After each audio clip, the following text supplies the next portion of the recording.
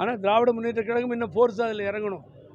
ஆகவே இவர்கள் வந்து அடிமையாயிட்டாங்க. விடுங்க, அவங்க வந்து நான் ஓப்பனாக சொல்கிறேன். இப்போ திமுகவை குறை சொல்லலாம். இப்போ ஏடிஎம்கேக்கார நான் இல்லை சொல்லிகிட்டு இருக்கேன். இந்த கொத்தடிமை வாழ்வு ஸ்டார்ட் ஆகிடுச்சு. இனிமேல் பெரியார், தந்தை பெரியாரை, ஏன்னா பெரியாரை தெரியாது சார் அவங்களுக்கு. தந்தை பெரியாரையும் பேரறிஞர் அண்ணாவையும் பற்றி எடப்பாடி பழனிசாமிகிட்ட போய் கேட்டால் என்ன தெரியும்? எனக்கு தெரியவே தெரியாது. இதுதான் இங்கே நடக்கிற உண்மை. ஆகவே அதை நம்ம போய் இவர்கிட்ட போய் கேட்டுக்கிட்டு பிரயோஜனம் இல்லை. ஆகவே வர தேர்தல் 2026 தமிழக மக்கள் நிச்சயமாக பாடம் புகட்டுவார். நான் சொல்கிறேன், பழனிசாமிக்கும் இவங்களுக்கெல்லாம் சொல்லிக் கொடுக்குறேன். என்ன தெரியுங்களா, 60 வருடங்கள் நிறைவு பெற இருக்கிறது.